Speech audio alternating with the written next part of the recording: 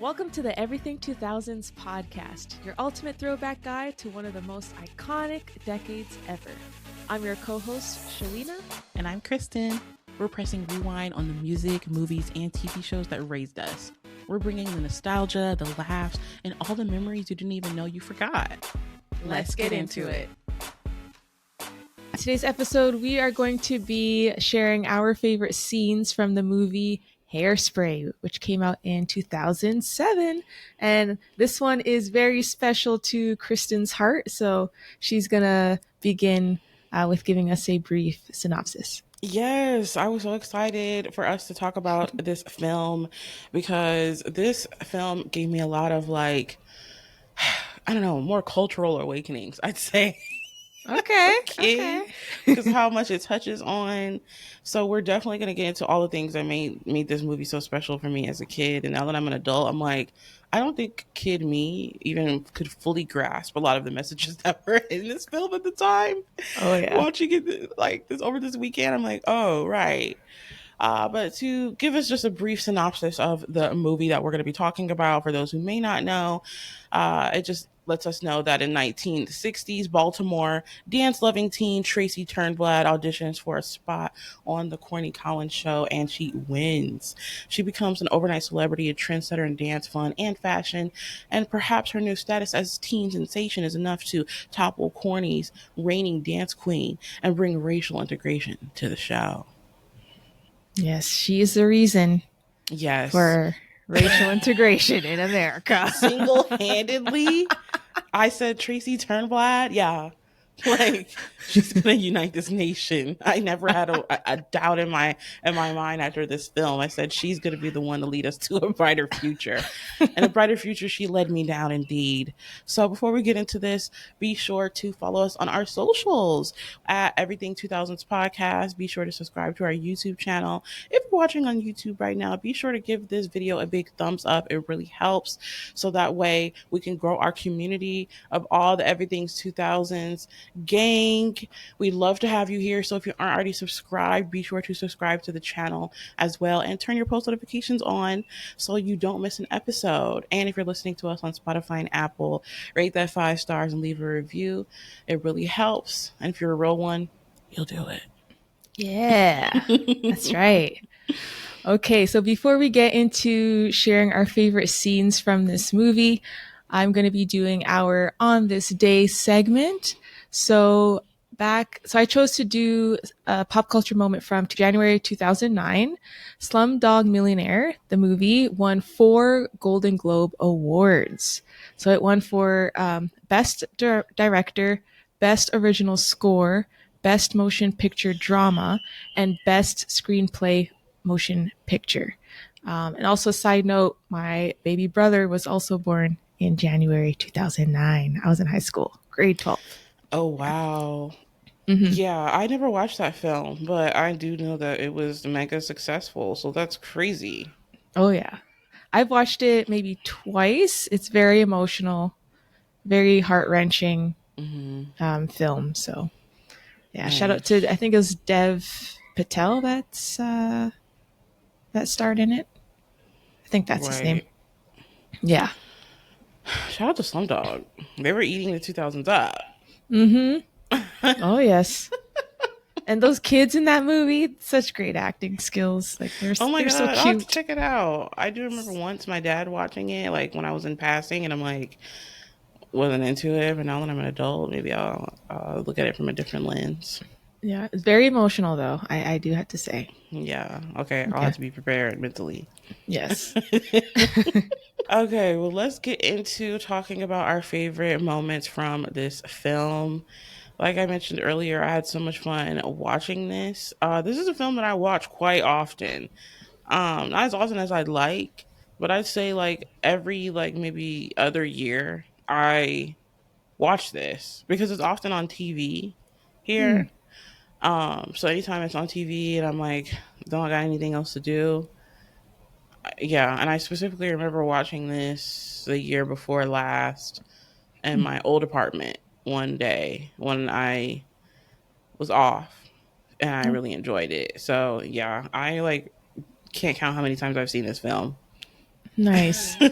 That's that's very similar to my sister. I remember her being really obsessed with this movie. I think it was me, her, and my mom that saw it in the theaters. I enjoyed the movie, but I wasn't like obsessed with it because I like musicals. Yeah. Um, but yeah, she had the soundtrack, she had the DVD, so she was more. I feel like similar to you. Her, she was more attached to this movie than I was. Still a great movie though. And yeah. Right. Yeah. And I think that like either you're just like a casual Hairspray lover or you're like, no, I was really into it. Like there's really kind of no in between, I Mm. think, with this fandom, I should say. And one thing that kind of tickles me now is like the lady that plays Tracy. Um Nikki something. yeah, I think it's Nikki. Nikki Blonsky or something, maybe. I always just see TikToks of her and I'm like, I don't know, like, are you well right now, sister? Like, Oh no. I just don't know what's going on, but I just somehow, some way have seen like people book cameos of her on Cameo. You know Oh that yeah. website? Yeah. And she just sometimes seems like she's unwell. And I just remember like briefly seeing her name in headlines for something. So I don't really know. So if there's any problematic things that this woman has done in her personal life, I just want to say I don't support that, obviously. I don't know what's been going on with my girl. I should have looked into it to see like exactly why she had been in the headlines or if she's problematic. I don't know if it has anything to do with racial stuff. I don't know if it anything to do with political. But you This know, is the disclaimer here. right, this is the Disclaimer section. disclaimer. I anytime I say I'm living for her, I'm living for her character in the film. One moment that I did not live for so much though was the beginning of the movie. Off the bat, as an adult, I am really seeing things differently. You know, especially once I watch a movie for the podcast, whenever I'm watching something to talk about it for the show, I watch the movie differently than I've ever looked at it. So this time I had more of a critical lens, and the Corny Collins show, of course, is the big show that's on TV in Baltimore, where it's basically like what's that notorious black dancing show? I should know this. Soul Oh, Train. Soul Train. Yeah, yeah. It's basically like the white version of Soul Train. So it comes on after school.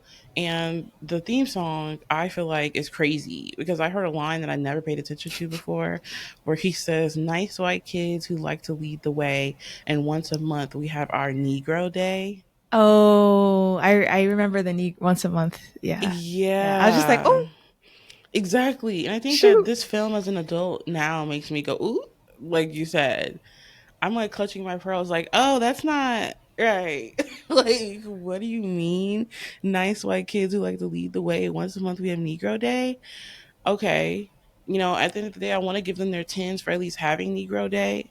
You know, Corny could only do so much because if you watch the film, you know that he's one of the allies here. Okay, Mm-hmm. he's one of the few white allies that we have in this film, and Corny is all about integration. He's all about the Negroes. He realizes that we have the sauce, which has always been the gag with history, right? White people want to imitate, but they don't want us there in the spaces. Mm. But Corny realized, like, no, we need to have the Negroes here. And I said, shout out to Corny, bro. Shout out to Corny. Shout out to Courtney. Oh, because if I was a kid at that time and I was watching the Corny Collins show, guaranteed I would have been like, "Oh, I can't wait till Negro Day."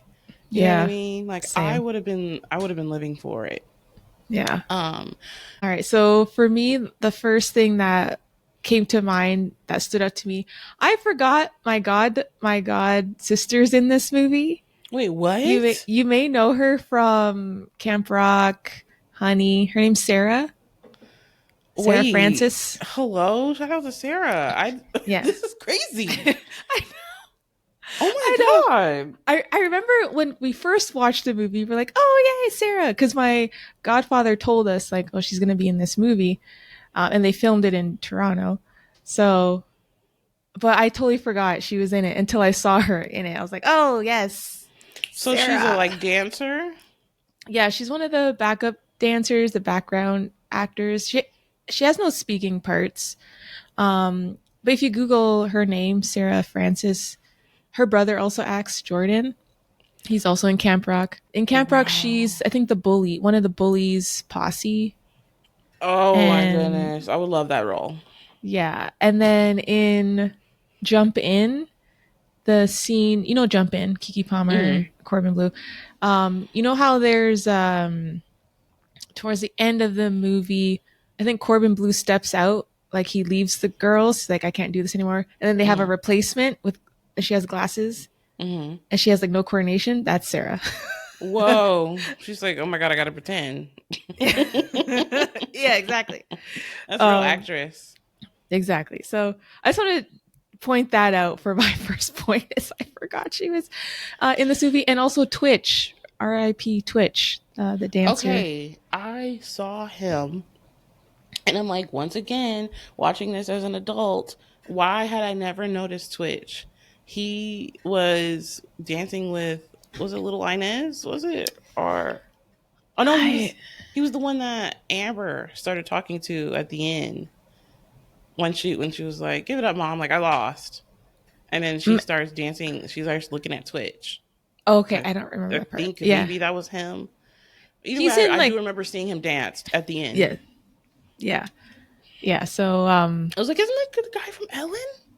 yeah, Yeah, so I remember when he was in like first watching this movie. I remember being like, oh yeah, that's Twitch from So You Think You Could Dance. right. Oh yeah, people will probably also know him from that. I know him originally from Ellen show Mm, back yeah. before we knew what we know now about Ellen.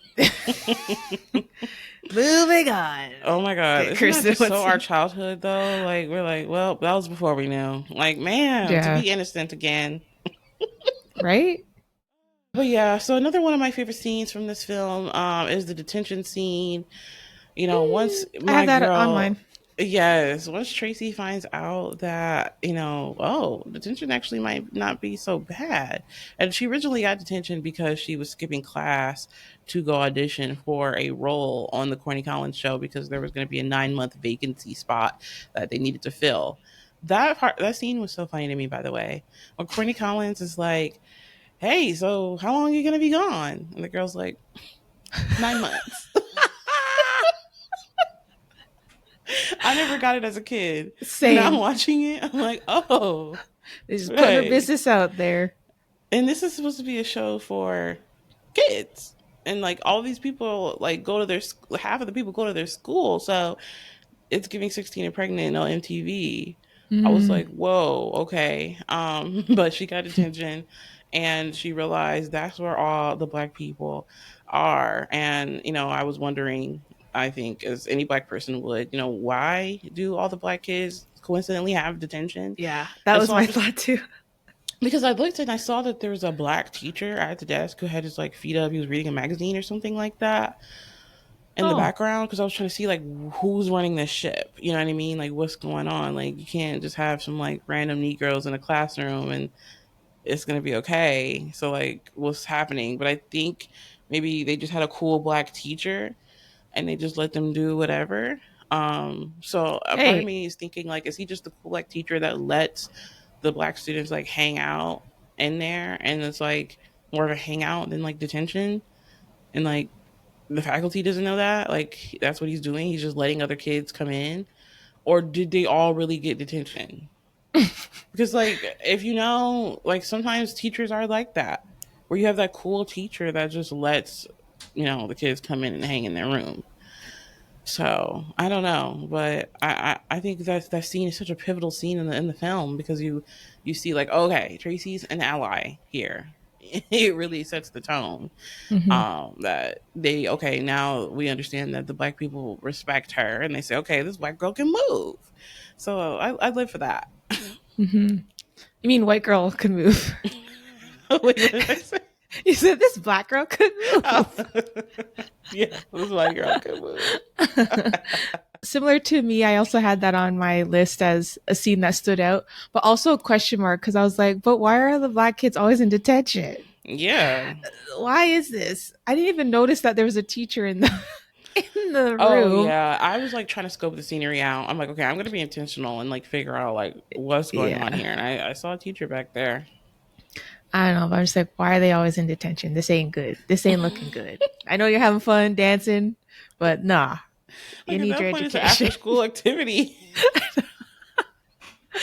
I do one scene that stood out to me in this in like this setting of the movie when Tracy first gets detention and she's trying to do the dance moves that they show her because she's like, oh my gosh, I haven't seen these kind of dance moves. These are groovy. And then I like the one where I forget the name of the actor that the main black actor.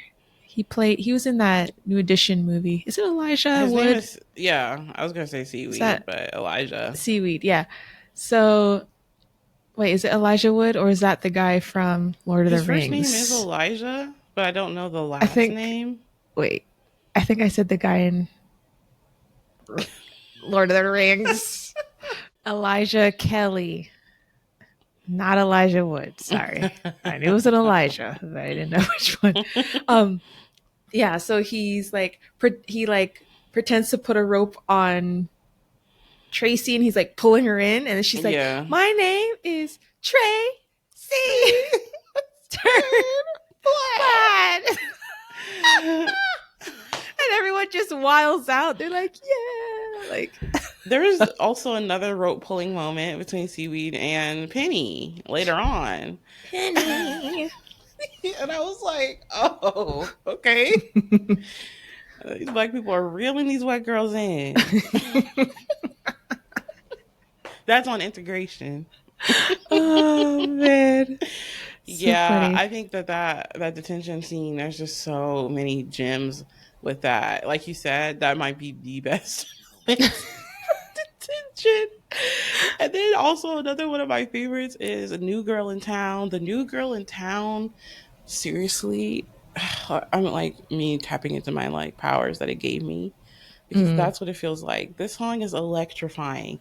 As a kid, watching the Dynamites, which is the name of the trio that sings the black version of The New Girl in Town, and they mm-hmm. sing it on Negro Day is the best. And now watching it again, I didn't realize that when they have, the white version, and then they have the Negro Day, I didn't realize that like they're setting it up so that way on Negro Day they can choose like which songs they want to cover.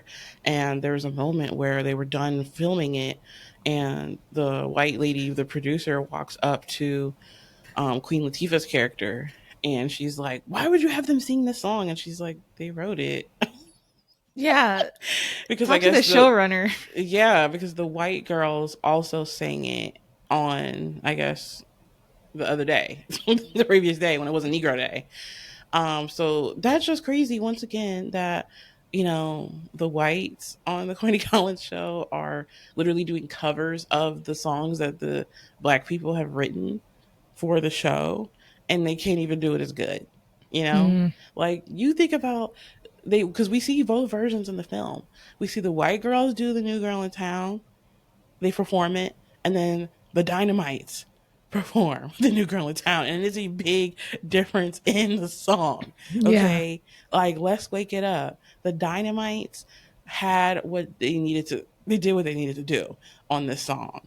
Like everything about like the she was the new girl in town.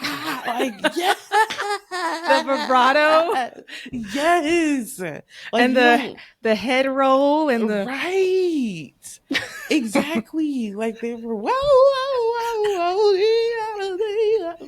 They're the new girl in town. Like, child. take us to church. It And felt they do spiritual. at the end with the tambourine, like the Yes. I was like, this is how you do it. And that's exactly why Negro Day, they were so intimidated because they wrote the song and y'all tried to do a cover of it, but couldn't even serve what needed to be served. Like the Dynamites are gonna put that song on a mother freaking platter, butter spread on those rolls, hot. See what this one I start going too crazy because why am I talking about butter and rolls? it's okay. But it's We like a love butter feast. rolls. Exactly, it feels like a feast, literally for your ears. Like when you go to Texas Roadhouse or Logan's and they bring out those rolls and they say, "Okay, here are your rolls." That's what the Dynamite served with the Negro Town. I'm dipping my hand on those fresh, hot, buttery rolls. Okay. And that's what it feels like for your soul. So as a kid, that fascinated me because the Dynamites also give the what's in the Emperor's New Groove. Do you know those like singing black ladies in that film? I know for Hercules, but I don't Oh know yeah, for. Hercules. Yes, my Oh, okay. bad. Wait, I'm I like, don't remember. what? Empress the Groove. But yeah, oh shoot, what are they called? Oh, Right. They're escapes. black. They're black Yes, girl. yes, I know what you're talking about. The four of them, Yes. and they It that narrate the movie. those ladies feel like the Dynamites. Like it's the Yes, same like warm hug, that feeling when they sing. And they're like, yes. this is black culture. So shout out to the New Girl Down. Mm-hmm. Yeah, I when I watched it for this episode, I forgot that it switches to the black women singing it. Yeah. Because I'm like, oh yeah, I remember this song, and then it switched. I'm like, oh yeah, I remember this one. That song's that good. I gotta add that to my likes on streaming Oh, because I didn't realize the album was on streaming platforms. Like you said, your yes. sister had the CD, so Mm-hmm. I'm running it back. Mm-hmm. So my next one is I Can Hear the Bells scene, that number. So there's a part where Tracy singing it. Well, she sings all of it, but she's in gym class and she gets hit hard by a ball and drops flat to the floor. She don't care because she's in love. I cannot believe how long that song lasted. That was so Yeah, funny that's to me. long. That's what was funny to me about this song and the sequence in the film. I'm like, girl was sprung off of the little attention that she got from Link, that she went and sang that song all day. Multiple Yeah. classes, went to PE, got hit in the face, and she didn't care. Yeah. She said, I can hear the bells. Thump. Just I could that moment feel. Yeah. that moment also reminds me of like at the beginning of the film where she is like so carelessly in her zone that she doesn't care what's going on, like that, Mm-hmm. of when she missed the school bus in the beginning. And the Mm-hmm. movie starts off as just like, good morning Baltimore, and she's so in her zone that just like her getting hit in the head during I Can Hear the Bells, she misses the school bus and she's unaffected. So then she ends up taking a ride, I think, on the Garbage garbage truck? truck. Yeah. And she's on the top of the garbage truck and gets a ride to school. If I were that dude, I've been like, this girl is crazy. Because what do you mean that was your ride to school? And then there was another moment where she was like, the rats on the street are dancing around my feet or Oh yeah. something. The rats on the street Gross. are dancing around my feet. She's feeding the rats. I'm like, why do I not remember that? When I literally said I watched this like every other year.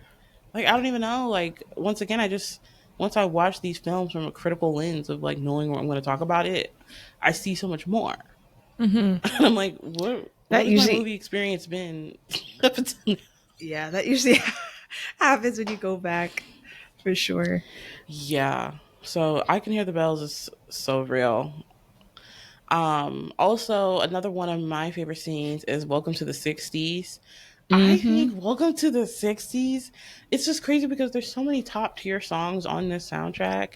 And I'm not even like a musical girl for real. But this is just one of the musicals that I can get down with. I think I also had such an attachment to it, mainly because this was like prime Zac Efron era.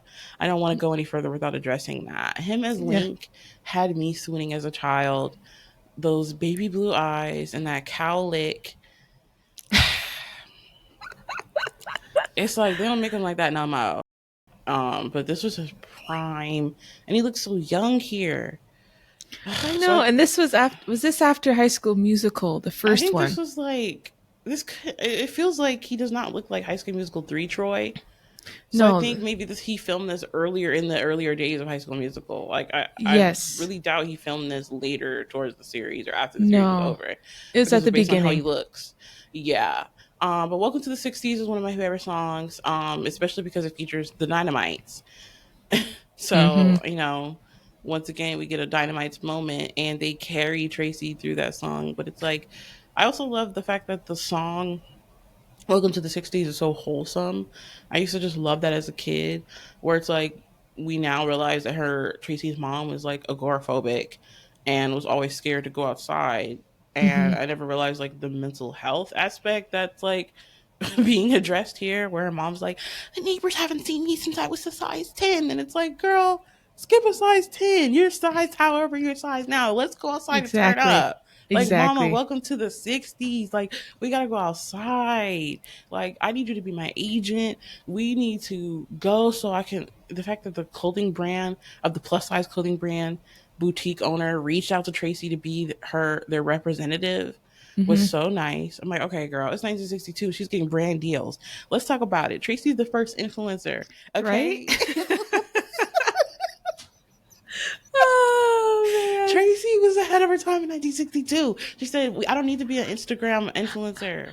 I don't need Instagram. I don't need TikTok. I don't need a new YouTube channel. I'm boots on the ground doing the work at the Corny Collins show. I'm selling merch. My dad is selling literal wigs at his show. I mean, his store of me. You know what I mean? That gagged me too. I'm like, okay, Hmm. daddy got the merch at the store. Yeah. Okay. So not only does she have her own personal branding and income that she's making off of her merchandise ran by her dad. Now her mom's her agent. We keep it in the family. Hmm. Right. So she had to say, Mom, this is the 60s. Wake up. This is a time to be alive. Integration is going to be, coming soon. It's the new frontier. Like, we got to go outside and turn up and take advantage of these opportunities now that I'm an influencer. So it's like, welcome to the 60s. Whoa. Oh. Like, oh, Go, go, mama, mama, go, go, go, go. go, go. And let's talk about John Travolta I was just thinking about as that. the mom. I have a comment about that. So wholesome. Like, Yes. I thought as a kid, I was convinced, because that was a time where I hadn't seen any John Travolta films. I thought that was a real woman as a child. Same. Yeah. So when we went to go see it in theaters, I knew John Travolta was going to be in it. Right. I'm just sitting there like, where is John Travolta? And then my mom's like, he's the mom. I'm like, oh, okay, I see it now. I see the eyes. I see it in the eyes. And he looked good in that wig. He did a really phenomenal job in that role. So He did. And yeah, I thought about it. I was like, I just did the math. I was 11 when this film came out. So, of course, I was like, oh, that's a girl. I mean, because the body was T. Like, what? yeah, the booty, that booty was bootying. Right. Also, That rump nice was booty. rumping. Exactly. I was like, okay, this is better than Medea. Like, that's how you do Oh it. yeah, yeah. Yeah, a lot of yours are similar to mine, but I would say my next one, Little Inez, played by Yes. Taylor Parks. At the end, where she ends up winning the pageant, was like a total plot twist because like her name wasn't even on the board for people to vote. But once the viewers at home saw, they called in. It's like, yeah, I want to vote for her. Like she's great. And I love the part where Queen Latifah's character is like, "That's my baby. That's my baby.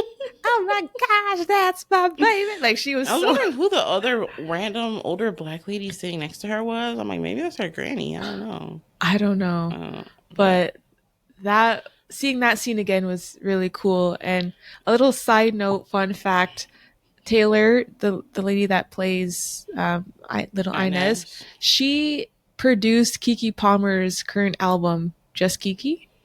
She's Yes. one of the main producers on that album, and apparently Mm-hmm. they've been friends since this time frame, like Yeah. era. And that was Yeah. interesting to me because, I'm a Kiki stan. So when Kiki was like doing the, PR and like behind the scenes, talking about what went into the making of this album, she from the beginning said like this is a project between me and Taylor Parks, and we've been down since day one. And I'm like, oh, okay, because I already remembered her from being, like you said, Little Inez, but she's also done like good work with Chris Brown. There's a Hmm. song that she's featured on called Anyway. Okay, to Um, check that out. yeah, I think it's on his Fortune album. Um, but she tore that song up. It's just such a different type of feature. Her voice, her vocals sound so interesting on it. And then I remember hearing that. I'm like, who is this girl? when I heard it on the Chris Brown record, and I looked it up, I'm like, oh, that's Lil Inez. So like now to see that she's also like still making like, you know, moves in the music industry still in 2025, like even outside of Chris Brown, but like now working with Kiki and the work she did on that album. It's just Kiki is like so good. Mm-hmm. Yeah. Yeah. I also was like really impressed with that plot twist at the end. Like I always forget somehow that Lil Inez wins, and I'm like, Tracy's got it, and then I'm like, all right, Lil Inez. I'm tired of I was like, yes, Lil Inez. Like her vocals are so good on that song. Like the whole Yeah. film. and Um, and her moves, there's a move that she does. When she did it, I'm like, I remember this move because I used to try to practice it. I don't know if you know what it is, but it's like when she does like the flap, like the bird flap with oh her yes. arms, and then the leg goes out, flap, Mm-hmm. flap, leg goes out, flap, flap, Flat leg leg. goes out. Like I was just like, yes, I remember this move. Bro, I used to do it all the never time. right. There's never questioning if she was a star. Like so serious.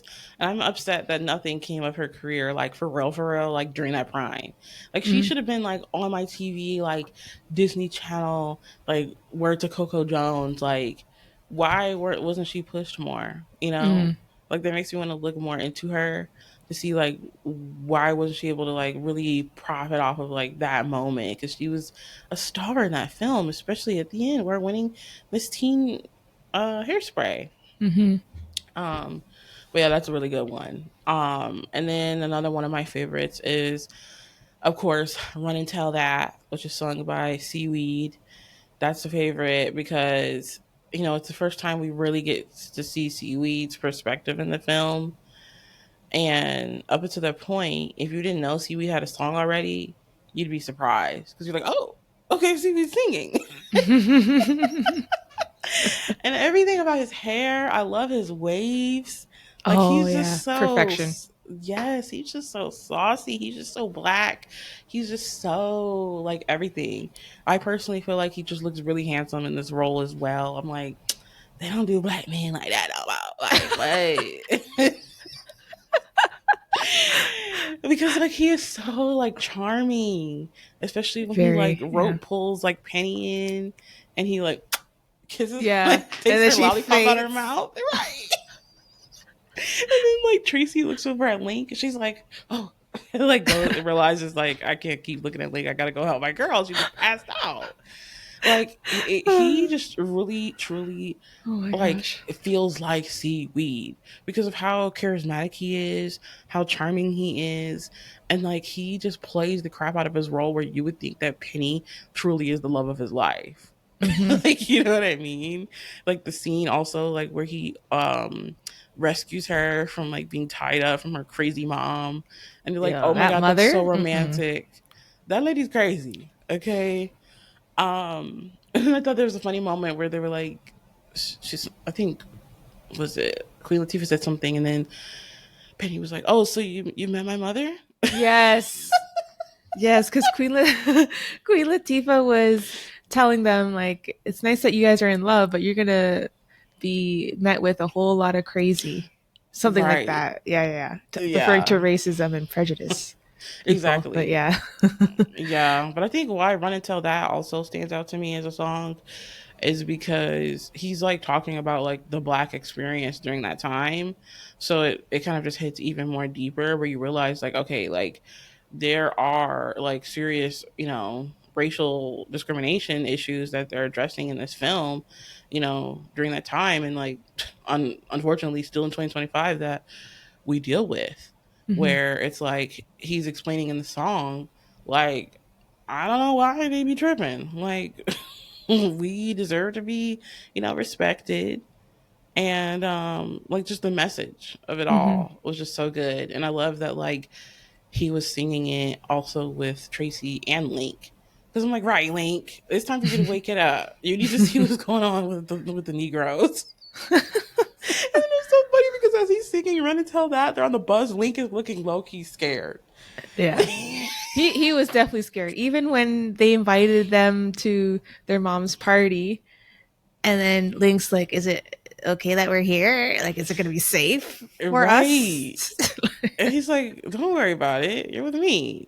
And I'm like, okay, I get it. Like, but then that also reminds me of when Penny was like, yes, I'm very pleased and scared to be here. Yes. And then Yeah. it was annoying because then you hear Amber in the next scene where she's like, that big whale got on the bus with all those Negroes with Oh, Link. I'm like, oh man, huh? that line, I was just like, oh no, She not tried it. not the whale. And that's exactly why little Oh my Inez beat gosh. you. Okay. Yeah, Brittany Snow, she played the heck out of that role. Yes. The the bully Amber, yeah, she was a good bully, very Mm-hmm. convincing bully. Her mama. I was like, Yeah, well, I had enough of y'all Michelle by the end of the Pfeiffer. film. Yes. Yeah. So for mine, I have two more. So second one, just overall Amanda Bynes role as Penny. Like I love Amanda Bynes. I was very fond of her in my like preteen era. Me too. So yeah, seeing her in this movie, I'm like, oh my gosh, Amanda. Because I And lived for she, the Amanda show. yes, Amanda's show, all her movies that she did, like her Mm-hmm. leading role movies. Yeah, she had a lot of funny moments in this film. There was one that comes to mind is during the I Could Hear the Bells, where Tracy's singing, and then Tracy like takes Amanda's hand and puts it on her chest because like the line was something like "Feel my heartbeat" or something. She's like this, and then she sees other people looking at her, and she's like, I don't know. Yeah, that was funny. So yeah, overall, I would say I loved her in this role.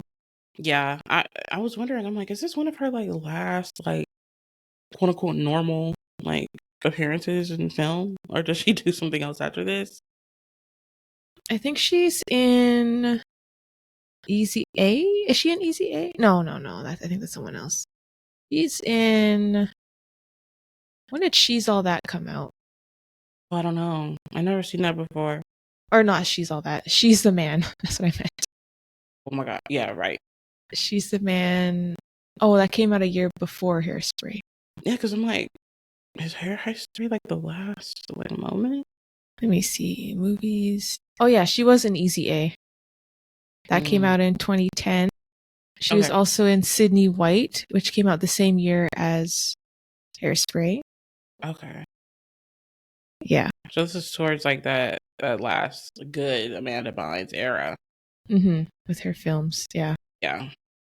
Shout out to Amanda. I hope she's doing well. I know I've been seeing her recently online. I've just been worried about her. Same. Yeah. One thing that I wanted to also talk about before we go was just the fact that I really loved Tracy's dad in this film. And I think that if you don't really look at it from a certain lens, it's easy to like miss the importance of his character. But I think like as a kid, he reminds me so much of my dad because my dad kind of like played the same role in my life as Tracy's dad plays in her life, where every time you're kind of going through the gags, he's always there to be so positive and uplifting. Because I've talked about it, on my own show a few times where I grew up with like an almond grandma where she was like constantly just health, health, health, like driven, was anti-body positive. And I've always been like plus size, majority of my life. So when you have like that side of the family, with my mom's side of the family that I'm around a lot, and you feel like shame, around like embracing your body, my dad was always there to tell me like, no, like you're perfect the way you are. And, was always really big on like bringing up my self confidence. So I think naturally, like as a kid, you feel like some weight insecurity, but at the same time, I was also like very confident, like because of everything that he instilled in me, despite like what some of my other family members had to say, or bullying at school, comments made. It's not like I was really bullied. Of course, every once in a while, there's going to be a few little comments here and there, especially like once I got into cheerleading. I was, obviously a lot smaller then, but like still a little bit heavier than the other girls, on my team. And he always just said like, you can do anything you want to do. Like you could be just as good, if not better than them. and just always like encouraged me. So seeing her dad, where her mom is like, no, they're gonna eat her up, and the world's not kind to girls like us. Like basically just seeing like because she's plus size, she can't do what she wants to do, chase after her dreams. And she's like, talk to her. And then her dad goes in, and you're thinking he's gonna be like, oh, your mom doesn't want you to, but no, he's like, is this your dream? Go after it, sweetheart. Yeah, I And I'm loved like, that part. period. Like that's exactly what you need, because I think that like mirrored my experience growing up too, where it's like, since my grandma was an almond mom, and inherently my mom didn't really have the best outlook on like body positivity, so she would then subconsciously make comments as well. But then my dad would just be like, no, like, don't let anything stop you. If you want to cheerlead, you can cheerlead. If you want to do this, you can do that. Like, you're a star. So that always just like hits close to home with that aspect too, because like it's so my dad coded. And like even just like seeing the dad's relationship with Tracy's mom, like even though it's John Travolta, it takes you out of it a lot. But generally, this is a man who loves his wife for who she is. He doesn't care that she's not a size 10. So I think that was like really important, not only just to show like culturally in the 1960s, right? But just like even today, still in 2025, like the message still hits. But I think it really hits especially for it to be 1962, where everything was so anti-Black and so anti-plus size. Mm-hmm. And in a way, it still feels like it's that same way, but especially during 1962, I know it was rough. But even seeing that they even had like a plus size boutique at that time was really nice to see as well. So yeah, shout out to Tracy's dad. Love that. Yeah. Yeah, I would say, yeah, I loved his role. I loved his relationship with his family. And I really liked how you mentioned it earlier, how he had the merch, the Tracy merch with like the signs, the wig. Like that just shows how supportive he was, which I really love. So yeah, I think that's a great point. And thank you for sharing your connection and your story with us. Yeah, I think it's like Tracy was the plus size representation that I needed as a kid. So of course that's like a main reason why I resonated with this film so much growing up, because other than like Martha in High School Musical, where she's like, I like to pop, wop, jam, and break, like you don't really see plus size girls for real. So seeing Tracy in like being like the main girly in this film was such a big deal for me at 11. Like those are your like formative years for real.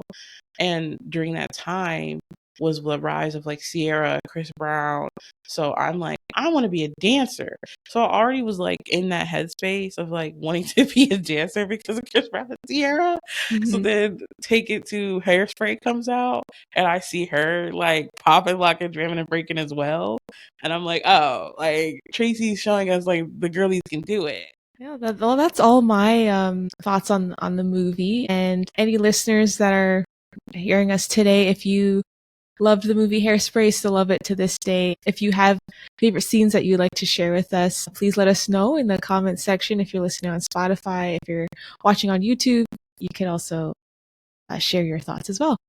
Yes, we really want this to be a community moment, because I'm really curious, especially with this film, like what is everybody's like favorite scene? Because I think that this is a movie where like so many people can have like so many different favorite parts to it, because there's so many good moments. So yeah, overall, I think that this film is such a great example of touching on, racism and integration, during that time period as well. And also just addressing body positivity, in a good way. I think it also, highlighted how like cruel people can be behind those two things, right? But nevertheless, they prevailed, and little Inez is on top. So, period. Yes, that's right. Run and tell that. Exactly. So yeah, I guess that's all we got for this film. And in the meantime, like we said at the beginning of the episode, if you're listening on Spotify, rate those 5 stars, review if you're watching on YouTube, like, comment, like we said, down below to let us know your favorite scenes from the film, and subscribe. Turn your post notifications on, and be sure to share this with a friend. If you have anybody who, just loves early 2000 nostalgia, or specifically loves this movie Hairspray, then be sure to share it. And thank you so much for listening, guys. We appreciate it. Thank you.